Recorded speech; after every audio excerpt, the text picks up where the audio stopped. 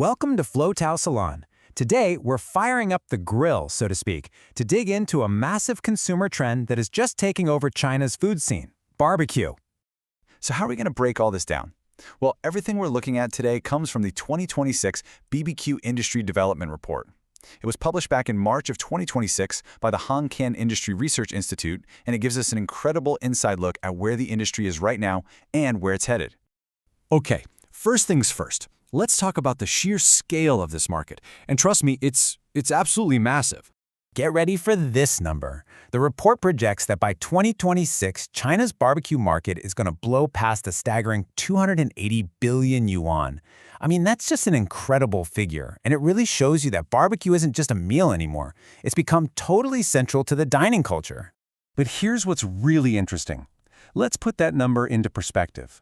That 280 billion yuan, it already makes up about 5% of the entire restaurant industry in China.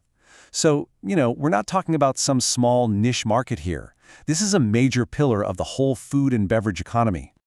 So, the big question is, what's fueling all this crazy growth? Well, the answer isn't just one thing. It's this really sophisticated and, frankly, mature ecosystem that's grown up around the whole industry. You see, the entire industry is supported by this complete, super robust supply chain. I mean, it goes all the way from the upstream stuff, the raw materials from farming and aquaculture, all the way through the midstream processing and logistics, and finally, right down to the restaurants and shops that actually serve you and me. And this right here really shows you just how mature that supply chain has become. We're seeing huge global players, think Unilever, Food Solutions, and Knorr, getting in on the action. They're offering everything from semi-finished products to really advanced seasoning solutions. And that level of professionalization, that's a huge driver of this growth.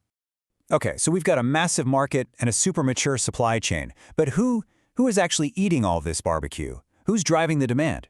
Well, the consumer profile is surprisingly specific, and it tells us a ton about where this is all headed. The report paints a really clear picture of today's BBQ lover. And the answer is, well, it's definitive. It's all about the youth. Yeah, this is an overwhelmingly youth-driven market. Just look at this. Almost 60% of consumers are between 18 and 30. And if you zoom out a little, nearly 80%, that's right, 80% of all BBQ consumers are under 35. They are the engine powering this entire industry, no question. And the data gets even more granular. It actually breaks down preferences by gender. So, generally speaking, men tend to go for grilled skewers, kao chuan. Women, on the other hand, tend to prefer grilled meat dishes, or kao rou. And for any brand trying to win in this space, that kind of detail is just gold. So, you've got this huge market. You've got a very clear customer base. You'd think a few big brands would just own the whole space, right? Well, the reality is completely different. Okay, this is the crucial point right here. The top 10 BBQ brands in China combined control just over 1% of the total market. Let that sink in for a second. 1%. It is an unbelievably fragmented and competitive landscape out there. And this quote from the report just nails it. When a market is this fragmented, there's absolutely no room to sit back and relax.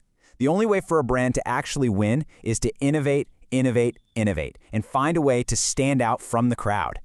So where is all this innovation happening? Well, first up is ingredients. This is a total arms race.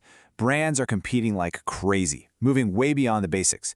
They're offering fresher, higher quality stuff like fresh-cut meats, unique regional specialties, even niche and exotic proteins, all to create an experience that's different. And at the same exact time, there's another battle raging over flavor. To grab the attention of those young, adventurous eaters, brands are digging into unique regional tastes. They're bringing in international flavor profiles, and they're constantly reinventing and upgrading the classics. Okay, so we've looked at the market, the consumer, the competition. What does it all mean? Let's boil this entire report down to 3 key takeaways. So here are the 3 big things you really need to remember. First, the market is massive and mature, all powered by a really sophisticated supply chain. Second, it's almost entirely youth-driven. Consumers under 35 are the core engine, and they're demanding new experiences. And third, because it's so incredibly fragmented, innovation in ingredients and flavors, well, it's not just a nice to have. It is absolutely essential for survival. And that leaves us with one final big question to chew on. In a market this huge, this competitive, this dynamic, what's the next great barbecue innovation going to look like? Because one thing's for sure, the battle for the future of barbecue is just getting started. Flotal Salon wishing you a prosperous year of the horse.